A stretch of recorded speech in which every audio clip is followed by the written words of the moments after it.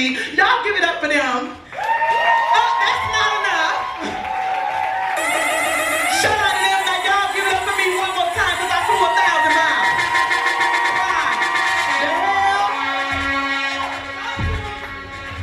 Put that mic back on there. Y'all, if you didn't know, my name is Blacqwildflowr. I am the Black Queen evolving freely, and I came to talk my shit. Unapologetically. Y'all look so beautiful. Y'all look so good. You know what I'm saying? Everybody showing up, doing their thing.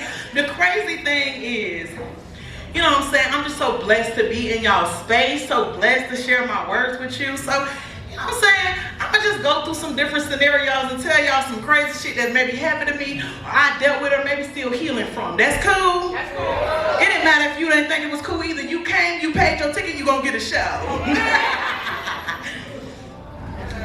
Y'all know what's crazy? They say I'm fine and they trying to figure out how I got a body built like mine. So I'm often asked, do you work out? Nah. But I did used to run track for several years. Y'all, back then they used to call me Lil Speedy until my ex sped to tell the team to call me a freak instead. Him and I never crossed those lines, but you know, my mother taught me how important a woman's reputation is. And even though I trained with the boys, no one ever wants a daughter who was just too fast.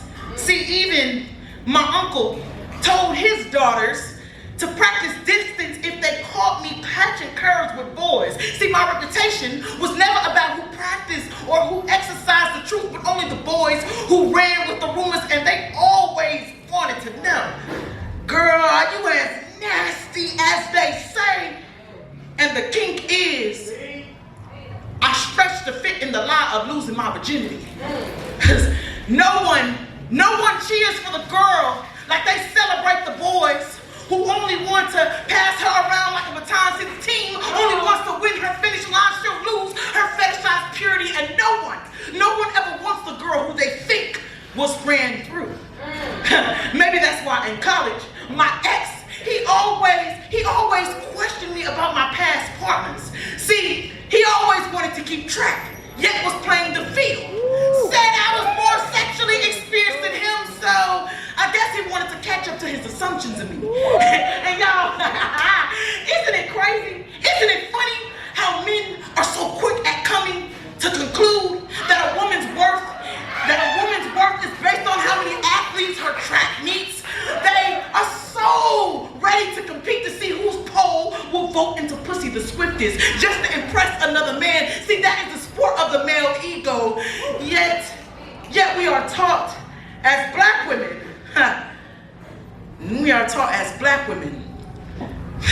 never let him know that he ain't your pussy's only fan. And see, what's crazy is, black girls, we are blamed for our curves running too far from our age. We are carved like the 200, but placed in the distance. When we speak up about owning our erotic divinity, we are told that we cannot win unless he is the anchor in between our legs. But the crazy thing about that is that I realized that I want to say, fuck what they say. I'ma come anyway. I'ma slide my 2 fingers past the hypocrisy and into my wet pleasure, because sexual liberation is an act of self-love. And I'm still working out how consensual sex even feels. And see, I know that you want my orgasms to be your flex, but I need you to realize that at the end of the day, my sex life is not a reputation, a world record tale. I know it intimidates you that I can win at coming without you. But I want you to also know that, see, my pussy can sprint laps around your exhausted ego, all while her elastic does stretch and return all back to its shape while gripping your little baton, boy.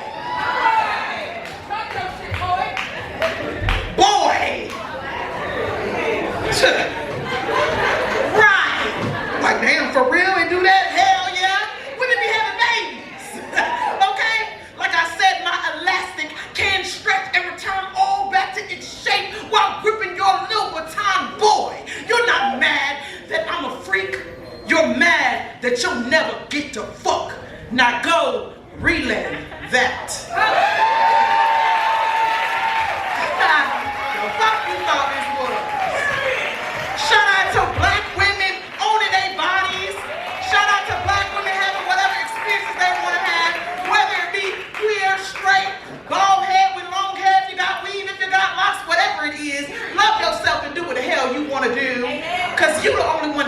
go home. Well, hold on, Mike. Some of y'all might be in relationships. Okay? But you gotta look in that mirror and love yourself. You know what I'm saying? Oh, shit. That was some new shit, too. I just spit that on y'all real quick. Real quick, let me let y'all know something. Because y'all seem a little scared, right? You can respond back. Let's practice it. Okay, we're going to do some affirmations real quick because any stage I step on, I'm going to make sure that the energy is pure. All right, so that was a freebie that I just gave y'all. With that being said, real quick, repeat after me. All eyes on me. Yeah. Oh, wait, that wasn't what you supposed to repeat, but I like that. All eyes on me, okay? I am worthy. I am worthy. I am full of love and aspiration. I am full of love and aspiration. I can do anything I put my mind to. I can do anything I put my mind to. But I am the only one stopping me from achieving what I need. But I am the only one stopping me from achieving what I need. Because everything I need is within me. Everything I need is within me. I release so that I can gain for healing. I release so I can gain for healing. I am present in this space. I am present in this space. Amen. Ashe, whatever you want to say. Cool, I'm on to the next poem. I gotta make sure the energy is right. Okay, clap it up. Clap it up. Clap it up. You can say damn. You can say yes. You can say all those things. But I'm the type of poet that I need energy back from me. And shit, this mic giving me a lot of energy with all this feedback, okay? So if the mic giving me energy, y'all gotta give me energy. Got it? Cool. I'm gonna do y'all like I do my students.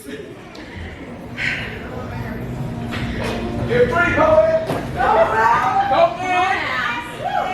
Shit!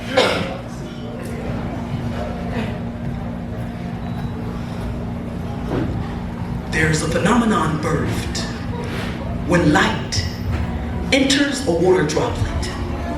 The light bends, reflecting off the inside, separating its components between wavelengths and colors. When the light exits the droplet, it is born as a rainbow. And I have asked many men, what would you do if your son was born a rainbow? And they say, I would never want my son to be vibrant, as if black boys shouldn't be bright or free, that it's okay for their daughters, boys should be boys and not so feminine, that this will make him fragile, as if exuding feminine energy is a sign of weakness. One guy said, he'd rather kill his son than to watch it rise, but why do death and rainbows share the same womb? Isn't black the intensity of all colors collaborating? Someone once said they'd rather their son be a murderer than for him to be gay. Rather he takes someone else's life than to live his own. And so I wonder what they'd say about my son. I wonder what they'd say about my son, who is a rainbow baby, which is a baby born after a miscarriage or a loss of child. See, one day, the father told me that he could never be in love with me. After I found out I was pregnant and I realized that same time I have never felt more blue. Insomnia runs my eyes yellow, and this is the second child that I've lost, and straight men tell me that they'd rather kill their son when my womb has already carried so much death. Isn't it more important to love your child than to never get the chance at all? See, even if he is born gay, my son's light will reflect off my tears. When his radiance exits my body, it will be the birth of a rainbow. And I'll assure him that black boys can be bright, they can be feminine, they can be gentle, they can be soft, they can be free. So I will let him know, black boy, if they dumb men try to tell you you are too black boy to bear luminescent, I will assure you to paint your life in living color. Dance, darling, dance, like yesterday would be jealous to watch. Because I have already dug through my depression. I have survived the storms of losing 2 children, my son. You don't have to wait for someone to see how much of a bold phenomenon you are, because you are my rainbow baby, and I give my last breath to hear the hues of his heartbeat. Because no matter who my son chooses to love, I I would love all the shine in his curiosity, knowing that he is a black boy. I would be grateful just to have him alive. Thank you.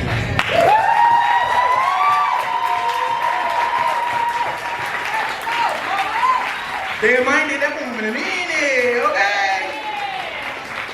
And I wrote that piece. Oh, wait, I gotta correct something real quick, because when I got introduced up here, she said third woman in the world. Actually, I placed 7th, okay? We gotta make sure the credentials, and that's okay, because I'm third at SIPS, which is the only international queer poetry slam. So y'all know up for that shit. That wouldn't matter a lot more to me.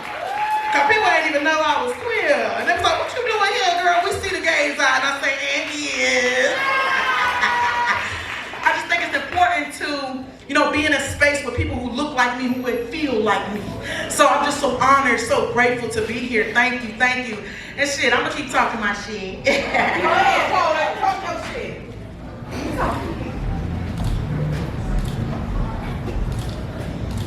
Kids cut out the lights to play hide and seek, just to imagine dark figures chasing them like haunting shadows. Kids run from the monstrous black beast that lives in dark hallways. They cannot find the light in the darkness, so they learn to fear the horror. My skin is a daunting dark hallway that no one wants to walk through.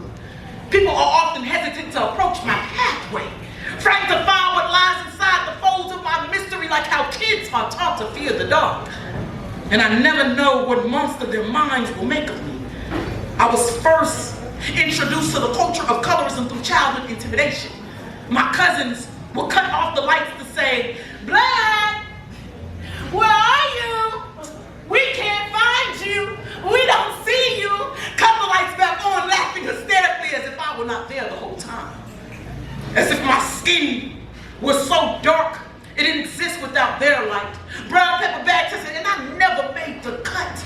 Like when my older brother and his teenage light-skinned friends would cut open wounds into my sensitive melanated skin, calling me things like Darky or Black Casper. I was the shadow of my family tree. In middle school, I was hypnotized to believe that slavery was the beginning of black. That black meant broken, beaten, or stolen, divided, or conquered. So while white girls tanned, black girls bleached. And I fell into a pit of self-hate. It wasn't until I went to Clark Atlanta University, a historically black college, that I learned to appreciate my blackness. See, my blackness isn't just a feeling that you can walk past. My blackness isn't just a coat that you can hang up in seasons of adversity. I want y'all to know that I am not just beautiful to be a dark-skinned woman. I am beautiful, period. We should learn to embrace diversity. How can we progress as a people if we continue to divide by shades of skin?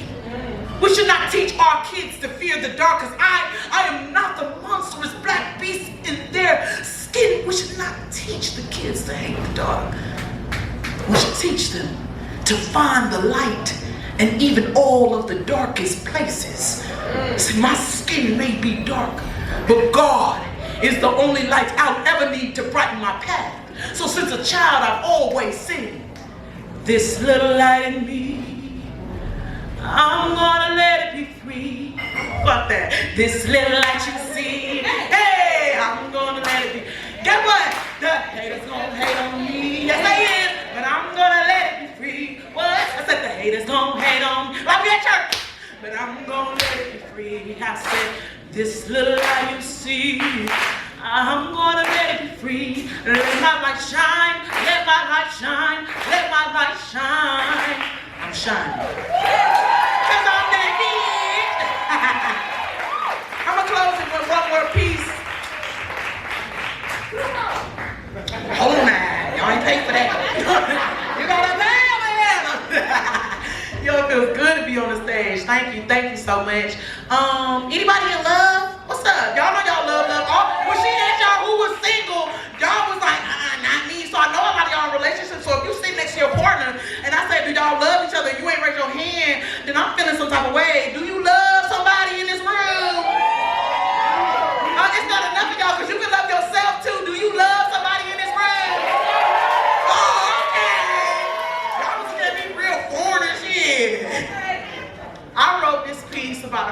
person I have ever fallen in love with. Oh.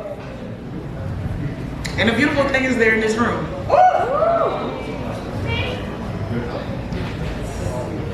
When I look at you,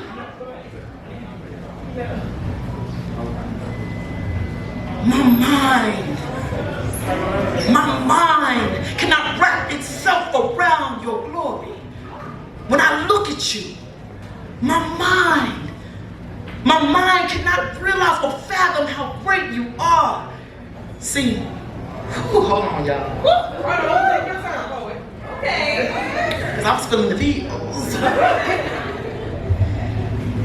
When I look at you, my mind cannot capture your greatness, and I realize just the thought of you sends chills underneath my sensitive skin. The elastic men pray to stretch, shovel underneath to bury their sins. The skin they speak blasphemy against, as if darkness couldn't hold God's light with you. You are that light. You are iron, silicone, oxygen compressing into my moon, escorting me through rayless shadows of night. You are fight against demons who seek to devour in the darkness. And I know you can have your shifting moods of confidence. You can either dive in depression or fly with faith.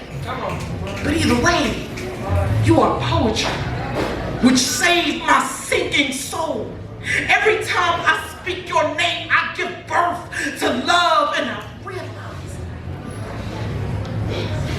I realize that you often starve yourself to feed others food for thought, so I wanted to serve you these affirmations. I want you to know that your body is God's art. So stop and appreciate everything that society wants you to hate about yourself.